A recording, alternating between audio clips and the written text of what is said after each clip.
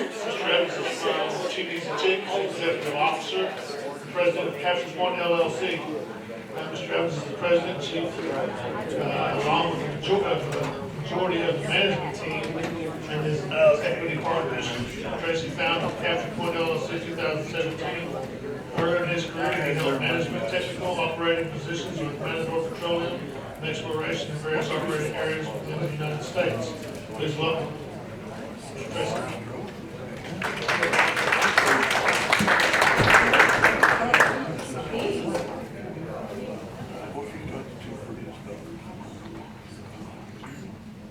Well, thank you all. I'm not sure why the screen fell or the projector fell, but it'll be fine.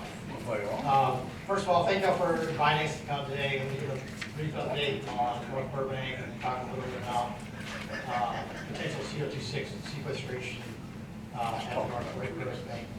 Excuse me, North Burbank unit. But we've got several people here today that you guys deal with more than me. We've got Lauren Hada, who actually runs all our operations at North Burbank, and Scheidler. We have Tanya, who does a lot of our HSC, so she's dealing with the EPA and the regulators and all that. Nicole does most of our permitting. David Seuss is the reservoir engineer.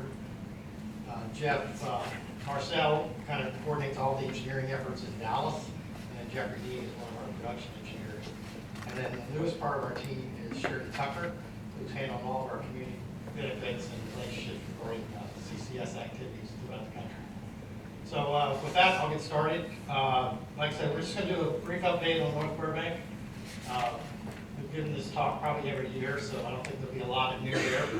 We can update you on where we're at within the field, and then we'll talk about the CO2 sequestration that several of the earlier people talked about as well. So this is the production. We're currently averaging in Osage County alone 3,900 barrels a day. That's through basically last week in November. We did add 5 patterns in 2023, which I'll show you a little bit more about that a little bit later. I have 1 remaining to be added this year, and we may get a second one, but it may fall into 2024 as well, just depending on final timing. But these are the first patterns in terms of new development in Burbank since 2020. As y'all remember, 2020 COVID hit. We just finished developing 6 or 7 patterns. We brought those on, and then we stopped development out there just due to oil prices.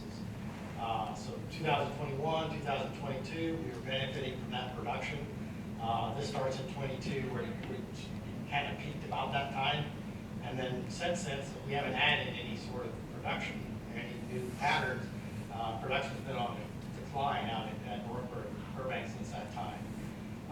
The top slide, or the top graph, is really just total daily oil production for us in Osage County. And you can see most of it comes out of the North Burbank unit CO2 area there. That's just a portion of the North Burbank unit. And then if I go to the next slide, you can see all the other production in Burbank, which includes some of the water production in, not water production, oil production in South Burbank unit, Discovery unit, and then also the water flood portion of the North Burbank unit. But you can see, without the CO2, Burbank would be very, very low in terms of total production. So this is the northern portion of North Burbank. This is only about 30%, maybe 35% of the total area that North Burbank unit covers. It extends to the south for quite a ways. This is a 23,500 acre unit. We've only started development, or continuing development, in the northern part of the field at this point in time. The different colors represent when patterns were added. So each little square or rectangle is a pattern. Typically it's an injector in the middle, surrounded by a number of producers on the outsides of the squares or the rectangles. So you can see the various ones. When we took over in 2017, the pink area, that's the work that had been done by Chaparral prior to us taking over. And then as you can see the different colors, those are the different years. This year we focused on the west side of the unit. Unit boundary is actually after Kate County, Osage County line, which is just to the west of the last blue line of blue squares. So the yellow area is what we worked on this year. As part of that work, we're adding these 5 or 6 patterns, and then we have 1 pattern on the east. That's the one we may not be completed in 2024. We should have all 6 of these patterns on by the thing we did, which you can't really tell from this slide, is historically, Burbank has such permeability that if you didn't add a water curtain, which is projecting water on the outside, the CO2 would run out of the unit. And so it used to have, when we took it over originally, it had, we call it 2-pattern water curtain. So instead of seeing one square of blue, you would have 2 squares of blue. So what we've done is convert to a one pattern, but it really is all along the Kane County border now, is a line of injectors. So it's more of a conventional water curtain than what was done before. So we're experimenting with that. That adds, if we would not have done that, we could not have developed the yellow areas of the field here. And so as we continue this, and if we're successful, this opens up even more of North Burbank to be ultimately flooded than when we actually took over.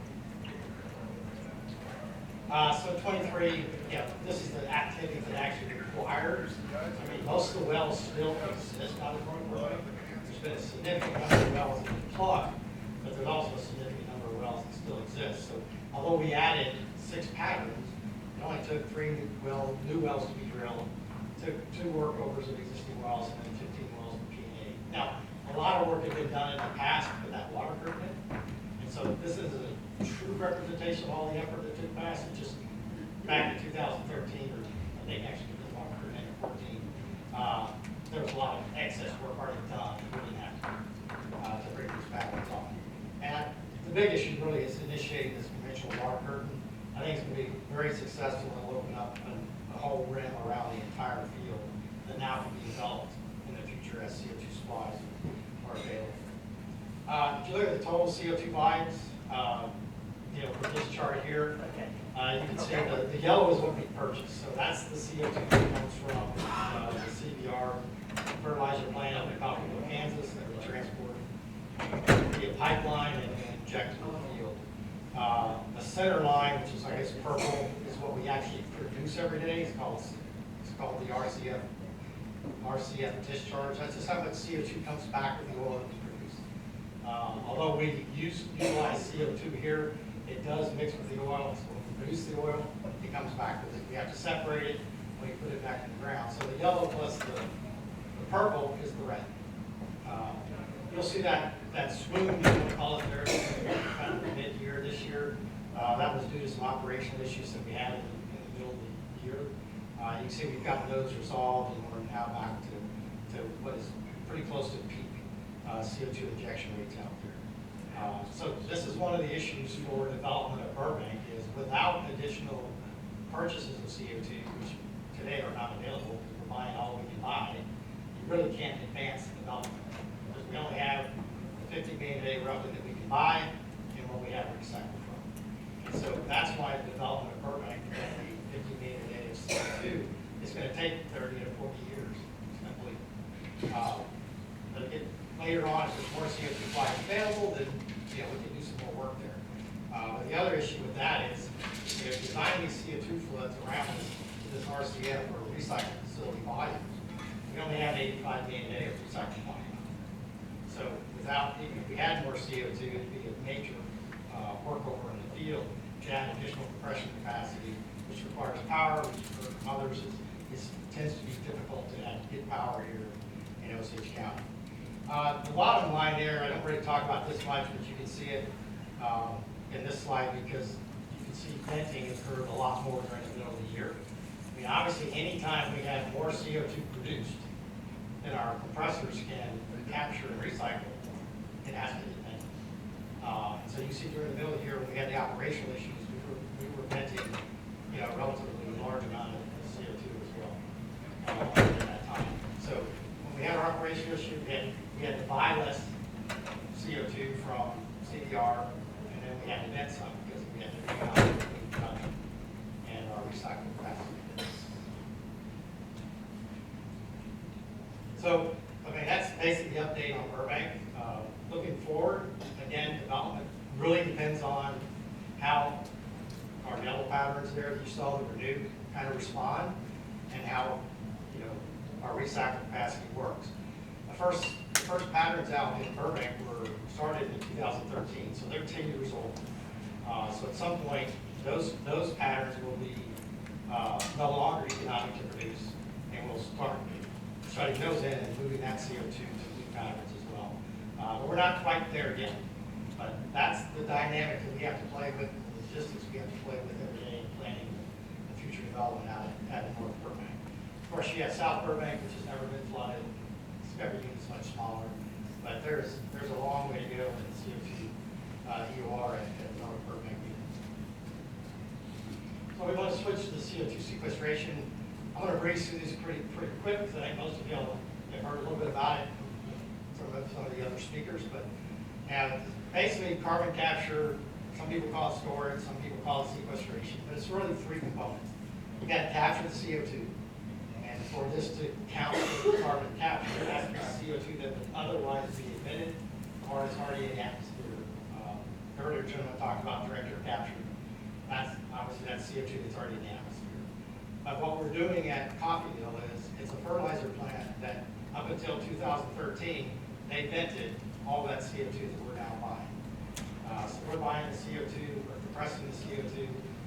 We then transport that CO2 through a dedicated CO2 pipeline that runs between Coffeyville, Kansas and North Burbank unit. And then ultimately, when you inject the CO2, you do one of two things. You either utilize it, which is CO2 EOR, actually utilizing that CO2 to actually produce another product. There's other utilization techniques that are being experimented and tested. One is cement. There's a couple other utilization quote techniques.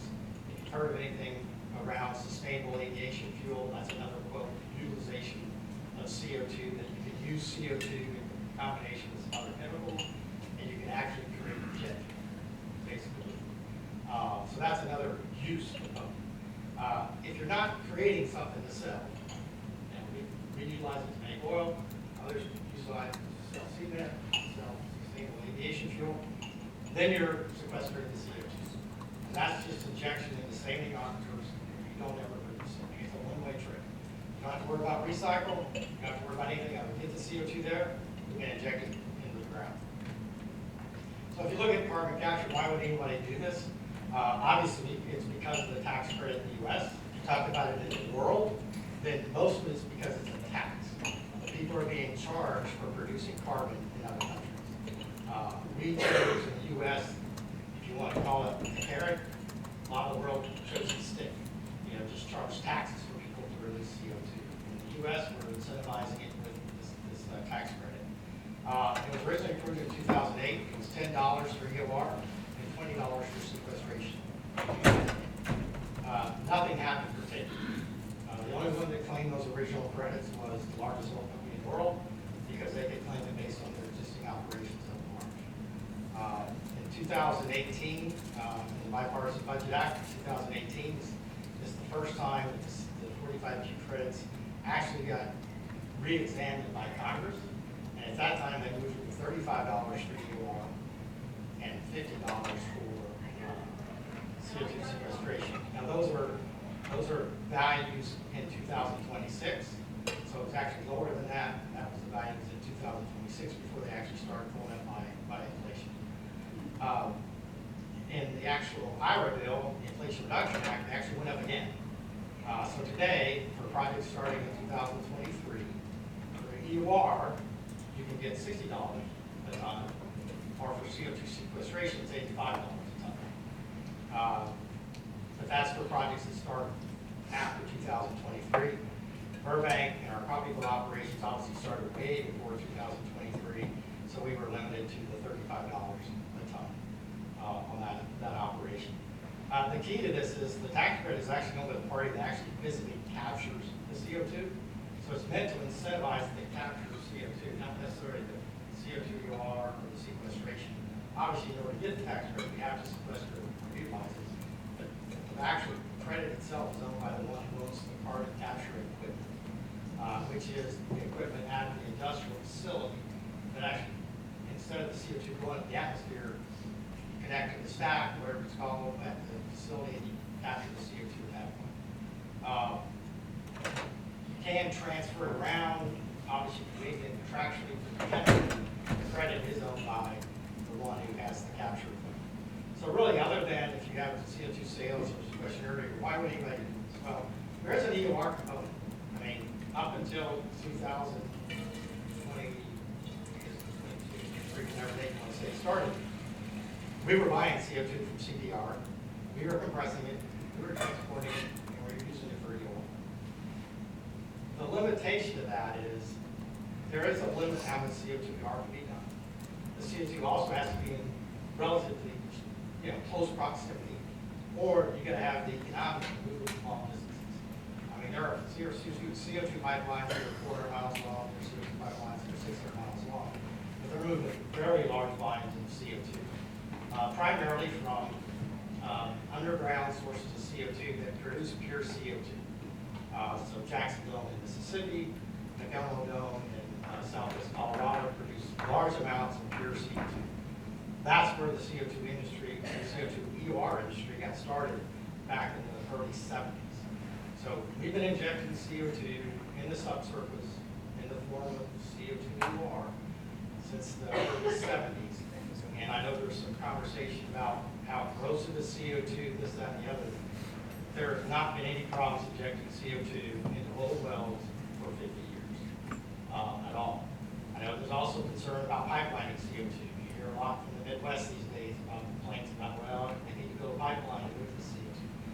In 50 years of moving CO2, no one has died from a CO2 pipeline or through CO2 pipeline rupture or anything like that. If you compare that to natural gas and oil, it's a completely different story.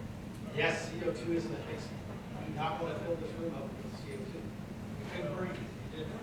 But that's the risk. The beauty of moving CO2 through these pipelines is it's very high pressure. And so when it leaks, it forms basically this big cloud because it's converting from a dense phase fluid to a gas or to ice.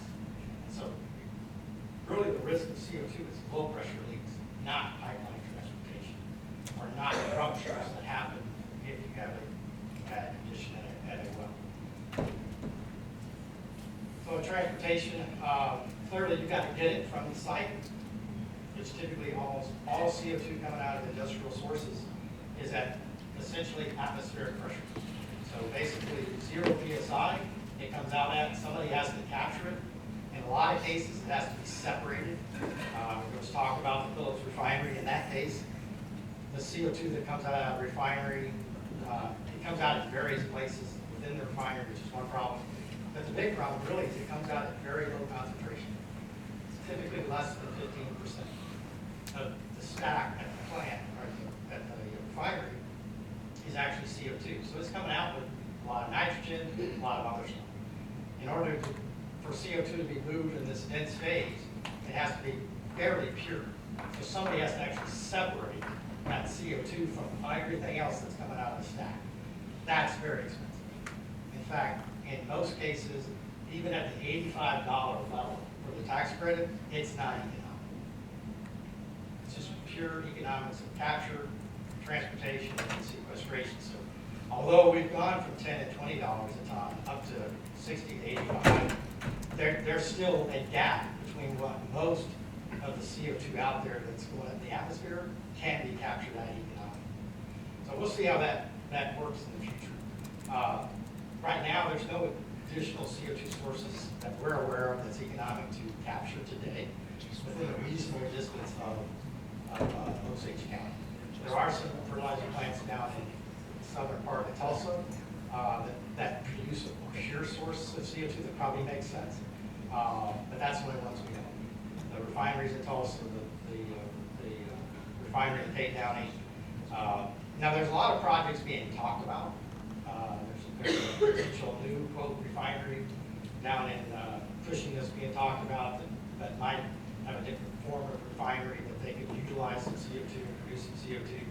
But those are all going to be 2 to 3, maybe 4 years out.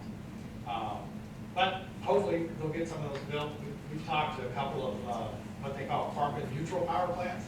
These are power plants that have built-in basically capture technologies in them, so that when the CO2 comes out of that power plant, it's at higher pressure, it's at higher purity, and then we can capture it or compress it to the EOR site or a sequestration site.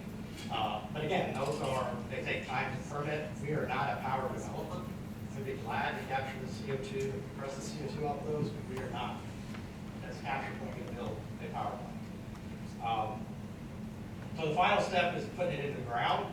As I said earlier, you can utilize it or you can sequester it. Right now, we're utilizing all the CO2 from the Coffeyville refinery up in the North Burbank unit. We could expand, as I said, if more CO2 becomes available. Again, that's not as simple as just 5 million additional or 10 million additional.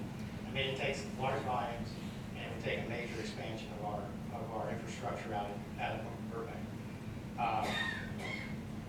For future large volumes, more than likely Arbuckle Formation is the site that you would go with CO2.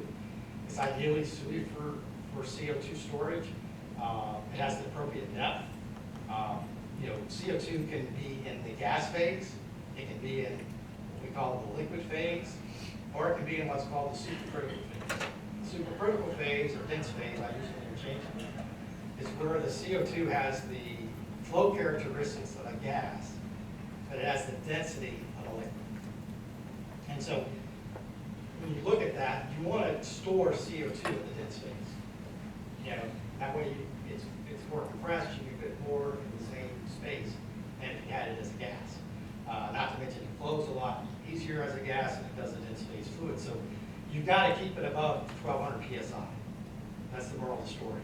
You're going to inject CO2 at depths where the reservoir pressure is at least 1200 psi. If not, it's going to be in a gas phase, and it's going to be harder to move. If you move gas in a CO2 pipeline versus a dense phase fluid in a CO2 pipeline, you can move 10 times as much CO2 in the dense phase that you can in the gas phase for the same diameter pipe. So there are huge efficiencies. Well, those same efficiencies occur in the reservoir as well. So it's not just a pipeline condition, but it's a reservoir condition too. So typically, when I go to the next slide, you're going to have these at 3,000 feet or below. So shallow reservoirs are really not, they may be suitable for injection, but you're going to be storing CO2 in the gas phase. It's just not going to work as well.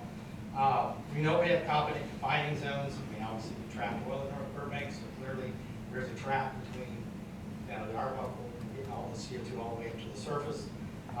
As some people mentioned earlier, there's no known seismicity in Osage County. You start moving to the west, you start getting into a lot of induced seismicity and stuff like that. That's another key element that we have to investigate in terms of looking at appropriate sites for this. And honestly, I think the western part of Osage County is one of the best places for CO2 storage in the entire state. Some areas you get really good. Some areas have induced seismicity. Some may or may not have confining zones. The other issue is, guys, these are very large volumes of CO2, much larger volumes than we typically talk about natural gas or oil or whatever. And so you need what's known as almost an infinite acting reservoir. These are reservoirs like the Arbuckle that, literally billions of barrels of water have been injected in the Arbuckle, and the pressure hasn't changed. If we tried to inject a large volume of CO2 in what we would call a closed reservoir or a pressure depletion reservoir, then it would just pressure up, and you wouldn't be able to put very much CO2 in. So it's not only the depth, it's not the density or the pressure, it's how big is this reservoir that you're going to inject into, and can you inject literally, millions of tons of CO2 without it pressuring out. We're not allowed to go over frac pressure clearly, because you could potentially, crack the confining zone. So if you look at characteristics, you got to have geologic confining zones that go long distances, because these injection intervals or these injection zones are going to cover large areas. It needs to be relatively thick. It has to have permeability that you can inject not only the rate that you want to inject on a daily basis, but then it has to be able to find that we're talking about injecting over 20 or 30 years. So again, you start multiplying 1 or 2 million tons a year times 20 and 30 years, the volumes get very, very big. As I said earlier, injection's typically going to be below 3,500 feet. In the western part of Osage County, the Arbuckle's about 3,900 feet. So you can see as you move back east, it just gets shallower and shallower. But it could work in shallow zones, but you're going to be in the gas phase, and probably not going to be that successful. The other areas, you don't want a lot of penetrations that penetrate the confinement zone or the injection. The EPA is going to require us to work on every well, regardless of when it was plugged or how it was plugged, if it goes through the confinement zone. And that's to ensure that well does not have any sort of leakage potential. The vast majority of risk in CO2 storage is old numbers that nobody knows about or weren't plugged to handle the CO2 originally. The other areas I said, these are large. Typically, these things are going to require 5,000 acres in order to actually have enough area to inject enough CO2 to make it. We have a site we're working in Oklahoma. Both of those sites are 15 to 20,000 to put in place. So when you look at how do you aggregate that amount of pore space, it's one of those legal frameworks projects. But if it's a private land, imagine how hard that is, because there is no, except for Louisiana, Wyoming, North Dakota, there is no pore space aggregation rights that exist. And so how do you get 15,000 acres all put together, every person in there to agree that you can do this project? So that's something else as we move forward here, that'll be an interesting discussion. And then I talk about the stable basement, middle risk of seismicity. This is a big issue in Oklahoma. It's a big issue in Kansas. A little bit less of an issue in West Texas. In our Louisiana projects, this is not an issue. Seismicity, but here it is. And so we are going to, in our seismic Class 6 permit, we actually have agreed to deploy a passive seismic array so we can monitor any background seismic. This has been done in a lot of the hydraulic fracturing areas that have seen the new seismicity activities, and it's proven very successful in noticing when it's possible that a slip and a fault would occur, and you back off the injection at that point in time. Again, now that's not occurred in Osage County. There's not been any seismic activities greater than 2 in Osage County. Most of that was a couple over way down south, a long way from North Burbank. I think the closest induced seismicity event to North Burbank is about 45 miles away. And again, when you look at the volumes that we're talking about injecting in North Burbank, compared to the historical water volumes that were injected in the Arbuckle, we are going to be lower on a daily basis. So we should not see any sort of potential for induced seismicity anyway, but it's going to be required for us to do that. So if you want to go to sequestration, you have to get a special permit. It's a Class 6 permit, except for Wyoming and North Dakota again. This is all done through the federal EPA. It would be federal EPA right now in Osage County anyway. Our CO2 EOR wells, Class 2 injection wells are permitted through the EPA as well. But these are very comprehensive applications. The Class 2 applications have a lot of information in them. I think most of us are comfortable with the amount of information. But when you look at these Class 6 permits, they are massive.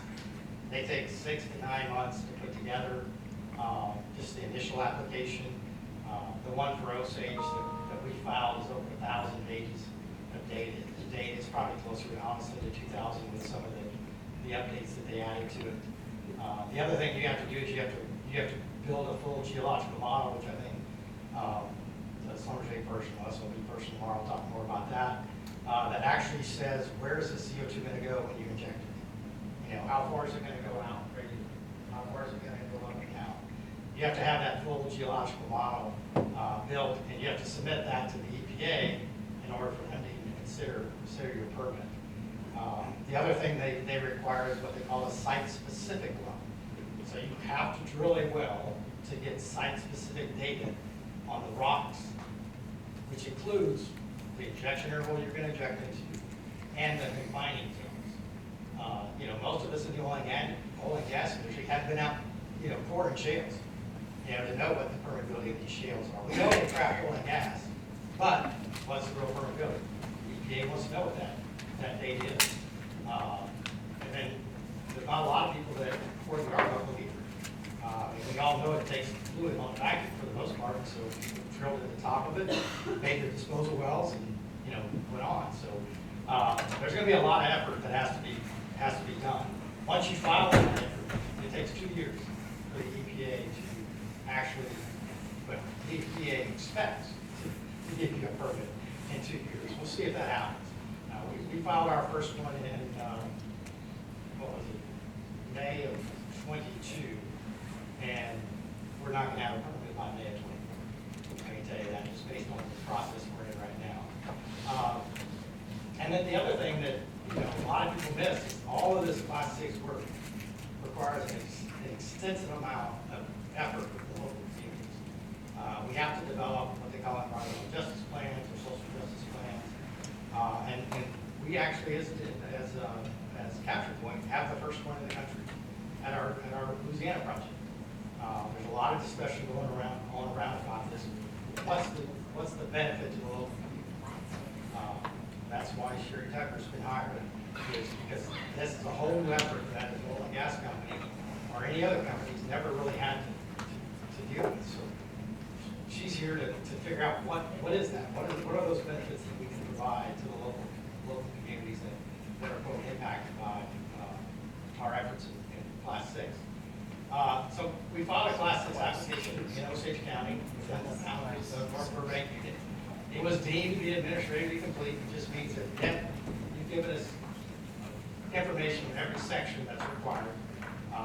Doesn't really say anything about the technical, doesn't give you any indication whether you're approved or not going to be approved. It's just literally a step that statutorily they're required to do. And that's one thing I can say for the EPA, they have met that obligation on all 3 of the applications that we filed. And within 30 days of filing our permit, we have been deemed to be administratively complete. We just recently drilled and cored our Arbuckle stratigraphic test well. We drilled about 774 feet of Arbuckle. We cored 450 feet of total rock, so confining zones and the Arbuckle. About 220 feet of the Arbuckle was cored. So all that data is with all the experts on porosity permeability, all the different petrophysical things that we need to figure out on this core in order to build our geological model or fill out our geological model so we can run a reservoir model to see where the CO2 is actually going to go in that regard. So we don't have the results for that yet. One of the other things that's really been interesting is trying to get what we call a native water sample out of the Arbuckle. I mean, at least in our part of the world, in the Burbank area, most of the water that was injected into the Arbuckle was Burbank water. And so we're trying to get a quote native sample out of the stratigraphic test well. Pressures, temperatures, not a lot of that stuff's been collected in the Arbuckle. So we have to have all that information in order to put our model together and receive a final permit. So what have we been doing? How do we make this reality? I mean, we've been engaged with various people, including the Osage Nation, for probably at least the last year, maybe a year and a half at this point. As I said earlier, we're developing 2 Class 6 permits in Osage County. The first one we filed is within the boundaries. The second one will be outside the North Burbank unit. We are talking to pore space owners regarding pore space leases. This is an issue everywhere we're dealing with. This is a new concept for most people.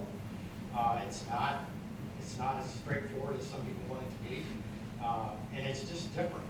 You're going to, in a lot of cases, a lot of states, you're going to service owners. You're not going to somebody that's ever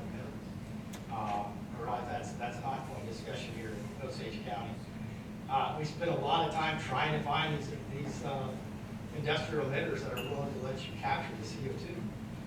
One of the things that's interesting, you would think if somebody showed up and said, hey, we want to capture your CO2, they would say yes, do it. But even though we pay for the CO2 in a lot of these cases, it's amazing how reticent some of these companies are to allow you to capture the CO2. So we work through that as well, and part of Sherry's efforts is reaching out to the local communities here in the Osage area as we file our permit. As I said earlier, we have the first one in the country that we've actually got approved. And it may not be applicable here, but we'll be discussing with the local people here whether it makes sense to do that project or a different type of project. And with that, I'll answer any questions, or maybe just certain questions. How much do you pay for the CO2? It really depends on what state you're buying it in. So the best answer to give you is really, what's it cost to get the CO2 from the emission site to the sequestration site? That's somewhere between $1 and $2 an MCF. And how many MCF was in, I'm trying to figure for your tax credits. Well, one ton of CO2 equals 18.96 MCF. So basically, let me go the other way. Just give me a second to imagine. If you had 1 million a day, that's like 105 tons. So 1,000 cubic feet of gas per day. And it varies depending on pressures. That's use 20 instead of 18.96. If you divide by 20, pretty close. Yes, sir. So you have a class 6 injection well, and maybe it's in Osage or maybe it's somewhere else, but if you're already capacity constrained and you're looking for more CO2 for Burbank and to continue your flood activities, why do you need sequestration specifically that doesn't positively impact Burbank? Sure. That's a great question. The question is, one, you say we need more CO2 at Burbank, or we could use more CO2 at Burbank, so why are we talking about sequestration? There's a lot of emitters that just flat don't want you to go where you are. You know, I mean, again, it doesn't make sense to me, or it doesn't make sense to you, or it doesn't make sense to most of us that are doing gas industry.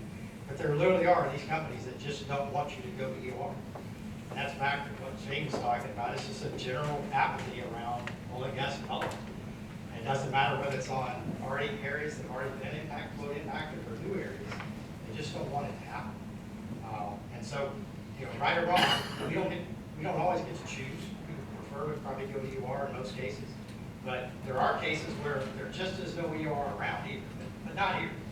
I mean, there is opportunities here. But again, we have to meet the whims of the emitters too. It's not 100% our choice. Yes, sir. Thank you for the presentation. Can you hear me? You're on. Okay, good. So if you take the entire field and you take in perspective what percentage of the field are you flooding today and what percentage of the field are you not flooding today, and what percentage of the area that you're not flooding could be flooded if you have access to a lot more CO2, what those percentages look like. Are you flooding 25% or 30% today and 70% is not being flooded? Yeah, today we're currently, it's about 35% of the field's under active CO2 flood. Is the remaining 70% good candidate for CO2 if you would Yes. have access to that? Yeah, there's even more than that. I mean, we got a whole South Burbank unit. We could form a K County unit. I mean, we own a lot of land and mineral estate that can be flooded with CO2 if we have additional water. So potentially, the nation, the shareholders, and a group like yours will all get together and determine to bring an interstate pipeline that could flow the remaining 70% that you have, but also all the other shareholders that may be interested in participating in CO2 EOR in the future. And together then you could chase a larger CO2 source and finance a larger pipeline that could help everybody. That's all correct. The real issue though with that concept is it's really the concept between dilute sources and pure sources. And the problem is there's really not a spectrum.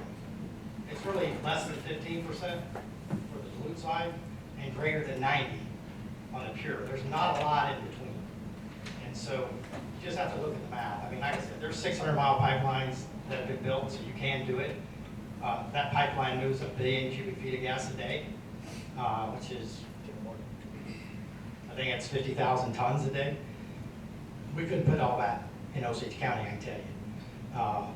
So again, you have to look at the total economics of the whole equation before you make some decisions.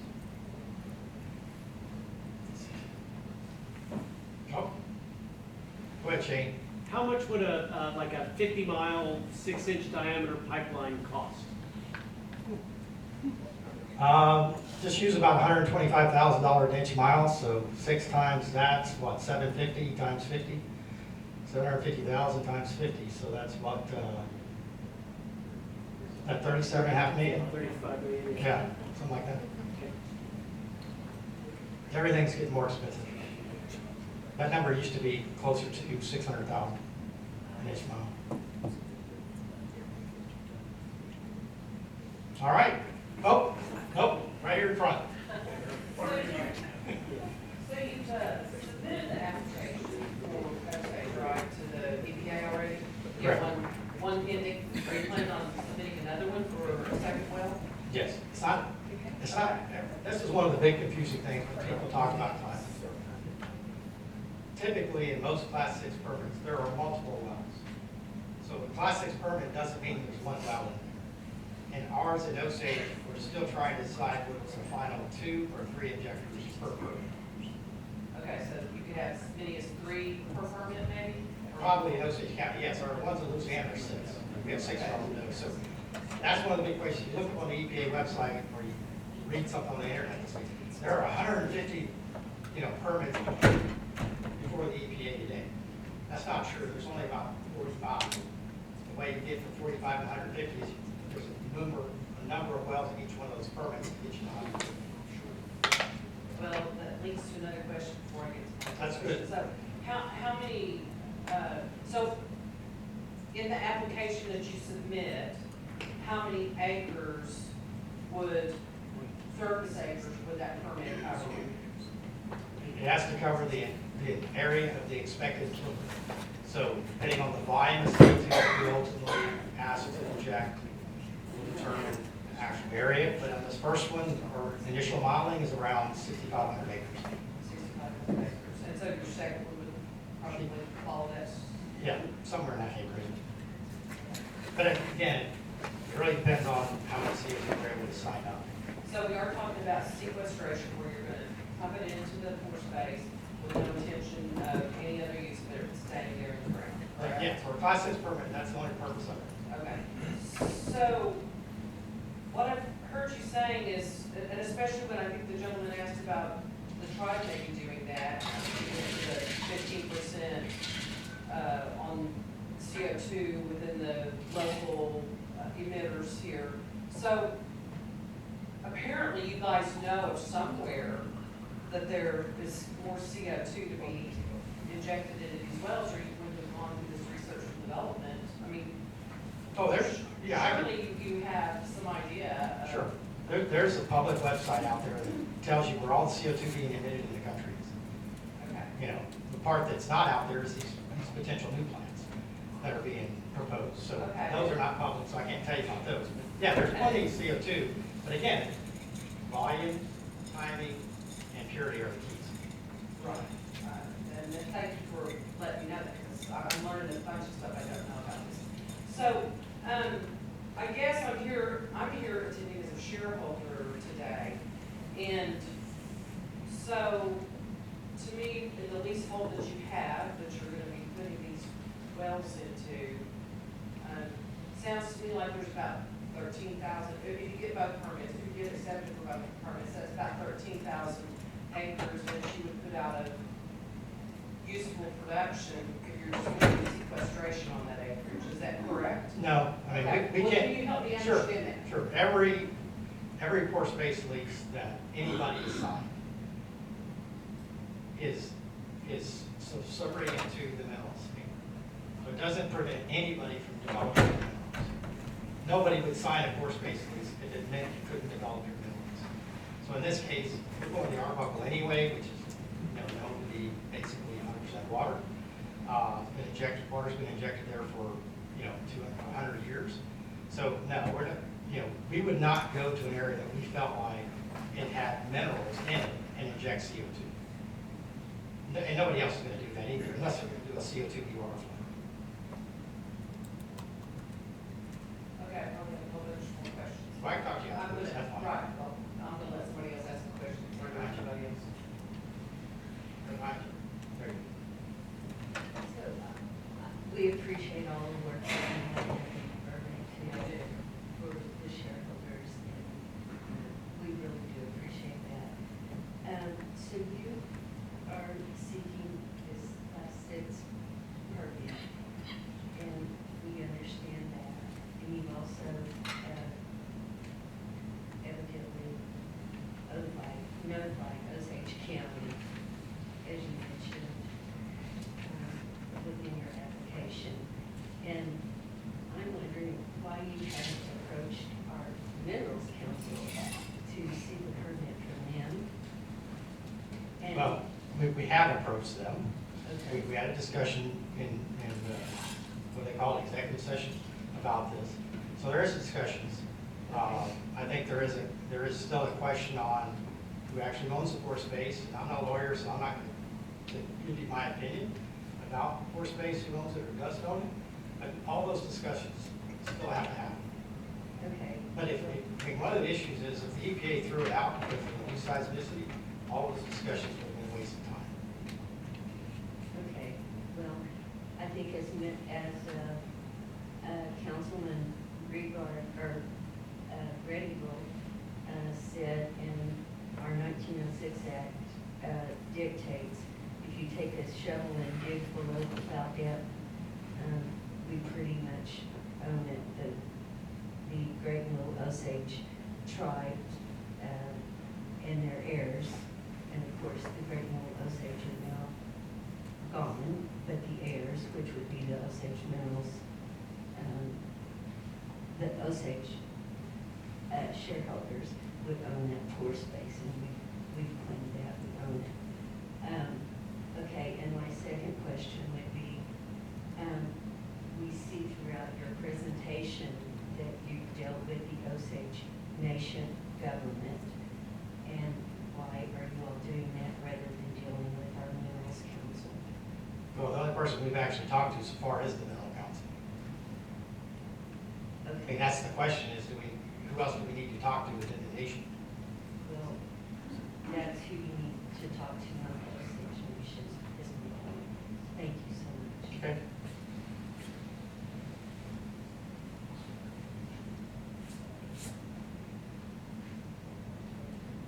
Okay, is that it? All right, thank y'all.